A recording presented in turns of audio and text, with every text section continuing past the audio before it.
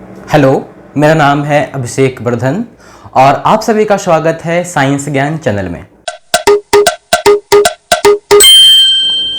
कल मैंने आप सभी को बताया था क्या होता है एसेक्सुअल रिप्रोडक्शन और उसमें हम लोगों ने ये जाना था कि आखिर किस तरह से अलग अलग ऑर्गेनिज्म अलग अलग विधि के द्वारा एसेक्सुअल रिप्रोडक्शन कर रहे थे, जहां पर सिर्फ एक सिंगल पेरेंट नए नए सेल्स का निर्माण कर रहे थे और वो सेल बड़ा होकर के एक नए ऑर्गेनिज्म का निर्माण कर रहा था। साथ ही साथ हम लोगों ने कुछ फिगर्स भी देखा था जहां पर अमीबा और ईस्ट एसेक्सुअल रिप्रोडक्शन करते हुए दिखे थे, जहां पर जो अमीबा था वो बाइनरी फिजन और यहां पर जो ईस्ट था वो बडिंग कर रहा था। ठीक है, सो आज का टॉपिक है हमारा वेजिटेटिव प्रोपगेशन। सबसे पहले हम ये जान लेते हैं कि आखिर ये वेजिटेटिव प्रोपगेशन नाम ही क्यों पड़ा। सबसे पहले हम ये जानते हैं कि जितने भी प्लांट्स होते हैं उनके कुछ ना कुछ पार्ट्स होते हैं, like root, stem, leaf, flower, birds और भी बहुत कुछ। उसमें से कुछ ऐसे पार्ट हैं जो कि सेक्सुअल रिप्रोडक्शन में पार्टिसिपेट करते हैं, जैसे कि फ्लावर। इस कारण से फ्लावर को हम लोग बोल देते हैं जेनरेटिव पार्ट या फिर रिप्रोडक्टिव पार्ट। और फ्लावर को छोड़ करके जितने भी पार्ट प्लांट के पास होता है उन सबको बोल देते हैं हम लोग वेजिटेटिव पार्ट। और अगर इन सभी वेजिटेटिव पार्ट से एक नए प्लांट का निर्माण होता है तो इस प्रक्रिया को हम लोग बोलते हैं वेजिटेटिव प्रोपगेशन, जो कि हम आज पढ़ने वाले हैं। सो स्टार्ट करते हैं। टॉपिक है हमारा वेजिटेटिव प्रोपगेशन।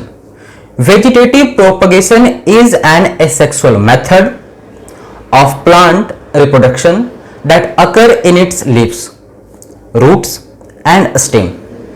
Vegetative propagation एक asexual method है नए प्लांट के निर्माण का, जो कि लीफ में, रूट्स में और स्टेम में होते हैं। This can occur through fragmentation and regeneration of a specific vegetative part of plants. बताया गया है कि ये जो वेजिटेटिव प्रोपगेशन है ये फ्रेगमेंटेशन के द्वारा और रीजनरेशन के द्वारा होता है, यानी कि ये दो पार्ट फ्रेगमेंटेशन और रीजनरेशन करके ही कोई भी प्लांट एक नए प्लांट का निर्माण करवाते हैं। सो यहां पर वेजिटेटिव प्रोपगेशन मुख्य रूप से आप देखिएगा कि वो होते हैं लीफ में, स्टेम में और रूट्स में। अगर हम बात करें रूट्स का, तो रूट्स से उत्पन्न होने वाले कुछ खास तरीके के प्लांट हैं, जैसे कि हम बात कर रहे हैं रसबेरी, ब्लैकबेरी और रोज। जो यहां पर ये तीन नाम लिखा हुआ है, इसके रूट्स बड़े होते हैं मिट्टी के अंदर, और अगर हम उस रूट्स को कट करके कहीं और अगर लगा दें तो वहां पर से भी एक नए प्लांट का ग्रोथ हो जाता है। इस कारण से यहां पर रसबेरी, ब्लैकबेरी और रोज का नाम लिखा हुआ है, क्योंकि इसके रूट से ही एक नए प्लांट का निर्माण हो सकता है। हम लोग आगे बात करते हैं, तो आगे है स्टेम। स्टेम, स्टेम का मतलब तना। तना किसको हम लोग बोलते हैं? जो कि जमीन के ऊपर होता है, ज्यादातर समय में जमीन के ऊपर होता है, यानी ग्राउंड के ऊपर होता है। और ये जो तना है, जो ये स्टेम है, ये पूरे प्लांट को सीधा रखने में हेल्प करता है। साथ ही साथ दूसरे जो पार्ट्स हैं, लाइक लीफ हो गए, फ्लावर्स हो गए, दूसरे जो ब्रांचेस हो गए, उन सब को भी अपने में से अटैच करके रखने में हेल्प करता है। क्लियर है? सो हम ये जानने वाले हैं कि आखिर ये जो स्टेम है वो किस तरीके से नए प्लांट का निर्माण करवा सकता है। ठीक है, सो सबसे पहला यहां पर जो नाम दिया गया है वो है रनर, कि स्टेम में रनर के द्वारा एक नए प्लांट का निर्माण हो सकता है। अब ये रनर क्या होता है, हम कुछ फिगर्स के माध्यम से समझने का प्रयास करते हैं। सबसे पहले रनर, अगर आपको ये फिगर दिख रहा होगा तो ये एक ऑक्जेलिस का फिगर है, यानी कि खट्टी बुट्टी इसको बोलते हैं हम लोग। ये नॉर्मली सड़क के किनारे नाली के पास उगने वाले पौधे हैं, या फिर आप खेत वगैरह में भी कोने कोने में जहां पर कुछ कुछ पानी की मात्रा होती है वहां पर ये उग जाते हैं। इसके जो पत्तियां होती हैं इसको खाने पर आपको खट्टा मीठा लगेगा, इस कारण से इसका नाम रखा गया है खट्टी बूटी ऑक्जेलिस। लेकिन अगर इसके निर्माण पर अगर आप ध्यान दीजिएगा तो इसमें ये जो पार्ट दिख रहा है ये एक स्टेम है जिसको हम लोग रनर बोलते हैं, और ये स्टेम लगातार बढ़ते जाता है। ठीक है, लगातार ये बढ़ते जाता है, आप देख पा रहे होंगे ये स्टेम ये बढ़ते गया है, और इस स्टेम से नए नए रूट और शूट्स निकलते हैं। आप देख पा रहे होंगे कि ये एक प्लांट है जिसका ये शूट पार्ट है और ये इसका रूट पार्ट है, और इस रूट पार्ट एक प्लांट तो है, फिर देखिएगा कि ये स्टेम आगे की ओर बढ़ा है और यहां पर से एक और रूट है और एक और शूट है, फिर एक और रूट है, एक और शूट है। तो इस तरीके से नए नए प्लांट का निर्माण होते रहता है एक ही स्टेम से, और स्टेम का नाम क्या है? रनर। एक बात इस पे और ध्यान देने वाली बात है कि ये जो स्टेम होता है ये मिट्टी के ऊपर होता है या मिट्टी के नीचे होता है। ये आप देखने को मिलेगा कि ये मिट्टी के नीचे होता है, यानी कि अंदर होता है। ये मिट्टी है, मान लीजिए एक सरफेस है ये मिट्टी का, तो ये जस्ट सरफेस के नीचे होगा। कौन सा पार्ट? ये जो रनर पार्ट है वो। ठीक है, तो ये इसकी एक खासियत है कि ये मिट्टी के नीचे होता है स्टेम। ठीक, आगे बढ़ते हैं। एक और पार्ट है यहां पर राइजोम। क्या है? राइजोम। अगर आप राइजोम के बारे में जानकारी लेना चाहते हैं तो आपको जिंजर यानी कि अदरक से बेहतर और कोई एग्जाम्पल नहीं हो सकता है। तो आप यहां देख पा रहे होंगे कि यहां पर भी मैंने एक फिगर ड्रॉ किया है जो कि जिंजर का ही है। बताया गया है कि rhizome is a horizontal underground stem. Horizontal underground stem होता है, जो यहां पर जिंजर है वो भी एक स्टेम है, हॉरिजेंटल स्टेम। ठीक है, that sends out both shoots and root, जो कि जिससे रूट और शूट्स दोनों निकलते हैं। आप ये देख पा रहे होंगे कि यहां पर एक फिगर है, इस फिगर में ये जो पार्ट है ऊपर की ओर जा रहा है इसको शूट बोल रहे हैं, और कुछ पार्ट जो हिस्सा वो नीचे की ओर आ रहा है उसको हम लोग रूट बोलते हैं। यानी कि इसमें शूट एंड रूट दोनों का निर्माण होता है by the help of rhizome. Rhizome कौन है यहां पर? राइजोम है जिंजर, अदरक। आप अक्सर अगर अदरक को रख दीजिएगा या फिर आप अदरक को लेकर के आप मिट्टी में डाल दीजिएगा तो कुछ समय के बाद उसमें भी एक पौधा का निर्माण हो जाता है। क्यों? क्योंकि जो यहाँ पर अदरक है वो एक राइजोम है और उसमें से रूट एंड शूट्स का निर्माण होता है। ठीक है, तो राइजोम का एग्जाम्पल क्या हो गया? जिंजर। आगे की ओर बात करते हैं हम लोग सकर। एक और यहाँ पर स्टेम का प्रकार है, इसको क्या बोल रहे हैं? सकर। इसके लिए हम लोग इधर ध्यान देते हैं। ये एक प्लांट है, शायद आप पहचान गए होंगे, ये एक बनाना का ट्री है, बनाना यानी कि केला का। और इसमें आप देख पा रहे होंगे कि ये इसका पेरेंट प्लांट है, मतलब कि ये लंबा जो दिख रहा है आपको प्लांट, ये एक पेरेंट प्लांट है। और आप अक्सर देखते होंगे कि जब कभी भी केला का निर्माण होता है तो एक पेरेंट प्लांट है यानी कि एक बड़ा केला का पौधा है और उसके जड़ के पास से एक नया पौधे का निर्माण होता है। जो ये नए पौधे का निर्माण हो रहा है वो किसी और चीज से नहीं, वो सकर होता है, जो शुरुआती पार्ट में जिस पार्ट से एक नए केले के पौधे का निर्माण होता है उसको क्या बोलते हैं हम लोग? सकर बोल देते हैं। जो कि आपको यहाँ पर ये दिख रहा होगा, ये केला का प्लांट है, ये इसका रूट पार्ट है, ये इसका स्टेम पार्ट है। इस स्टेम पार्ट से ही एक आउटग्रोथ निकला है जो कि एक नए केले के पौधे का निर्माण करवाएगा, जो कि कोई और नहीं सकर है। अगर आपको याद रखना है कि जो सकर जो स्टेम होता है वो किसमें पाया जाता है, तो वो होता है बनाना ट्री में। ठीक है, हम लोग आगे बढ़ते हैं और आगे नाम है ऑफसेट। क्या है? ऑफसेट। जरा ध्यान देते हैं, ये एक और फिगर मैंने ड्रॉ किया है। ये पिस्टिया यानी कि जलकुंभी का एक फिगर है। अगर आपको पता होगा जलकुंभी पाया जाता है, जलीय प्लांट है यानी कि एक्वेटिक प्लांट है, और ये पानी के ऊपर ये प्लांट का ग्रो होता है। तो ये जो पार्ट है, ये जो पार्ट जो एक स्टेम की तरह आपको दिख रहा है वो स्टेम ही है जिसको हम लोग बोलते हैं ऑफसेट। क्या बोलते हैं? ऑफसेट। और यही स्टेम के माध्यम से नया नया जलकुंभी का प्लांट का निर्माण होते रहता है।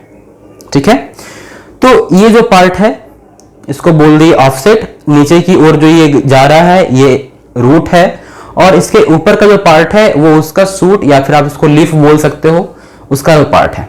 ठीक है, एक्वेटिक प्लांट होता है। और इसी को टेरर ऑफ बंगाल भी बोलते हैं, वाटर हाइकेंथ जलकुंभी। ठीक है, इसको क्या बोलते हैं?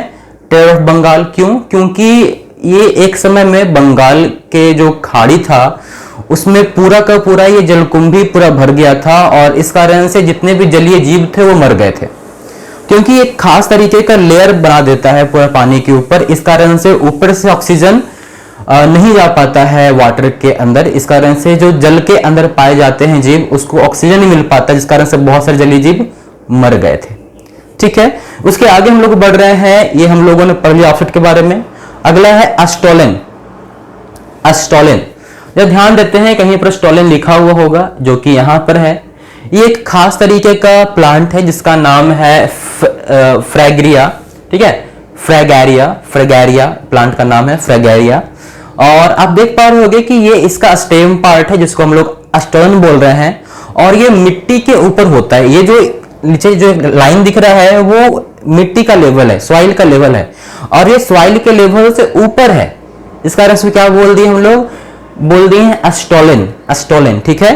और ये अस्टोलिन के माध्यम से जहां जहां पर भी ये मिट्टी के कांटेक्ट में आता है वहां पर नया रूट और सूट का निर्माण करता है, और फिर ये नए पौधे का निर्माण होता है। ठीक है, तो ये स्टोलिन है। एग्जाम्पल में कौन हो गया? फ्रैगेरिया। फ्रैगेरिया, ठीक है। आगे बढ़ते हैं, और अगला है ट्यूबर। ट्यूबर, और ट्यूबर का एग्जाम्पल होता है आलू। ट्यूबर का एग्जाम्पल क्या होता है? आलू। आप अक्सर और अभी के समय में अगर आप देखते होंगे कि आलू में आईज होते हैं, और उसी आलू को अगर छोड़ दिया जाए तो धीरे धीरे वो जो आई है एक नए प्लांट का निर्माण कर देता है। तो क्योंकि ये एक स्टेम से उस पौधे का निर्माण हो रहा है, तो उस स्टेम को हम लोग क्या बोल देते हैं? नाम क्या है उसका? ट्यूबर। ठीक है, मतलब जो ट्यूबुलर फॉर्म में होता है, आप देखते होंगे शकरकंद, स्वीट पोटैटो होता है, उसमें भी इस तरीके का निर्माण होता है आइज का, और उसके माध्यम से एक नए पौधे का निर्माण होता है।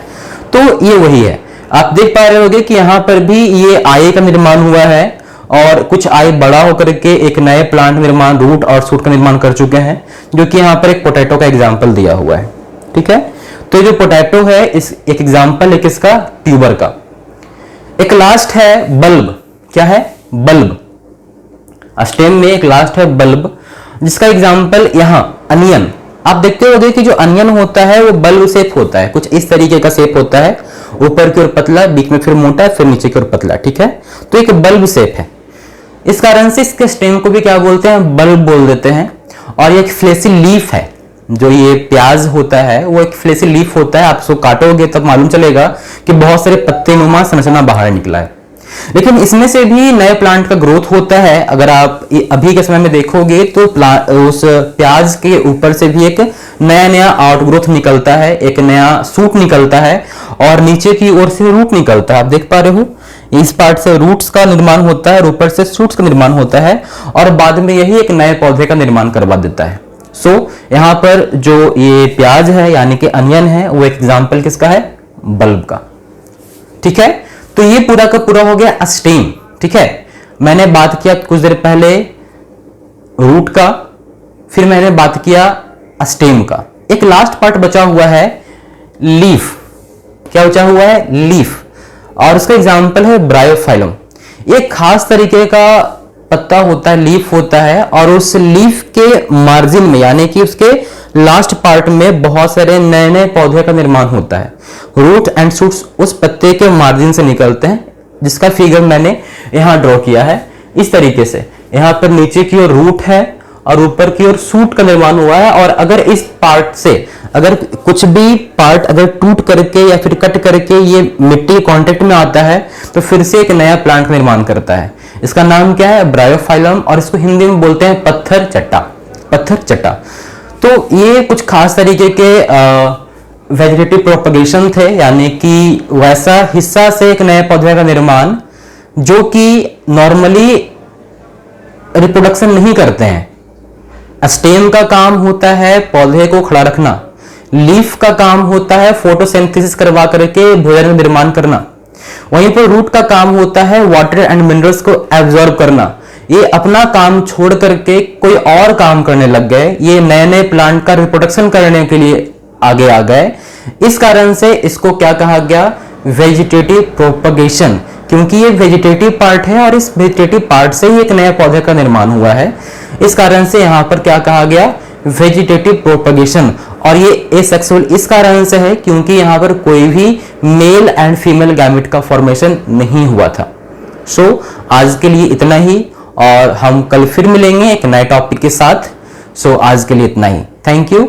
और आप सभी इस वीडियो को अपने फ्रेंड्स के साथ शेयर कीजिए ताकि ये जो चैनल है साइंस ज्ञान, ये बहुत से लोगों के पास पहुंचे और ये छोटे छोटे जो ज्ञान जो मैं आप सभी को दे रहा हूं वो सभी लोग ये ज्ञान प्राप्त कर सके। Thank you, have a nice day.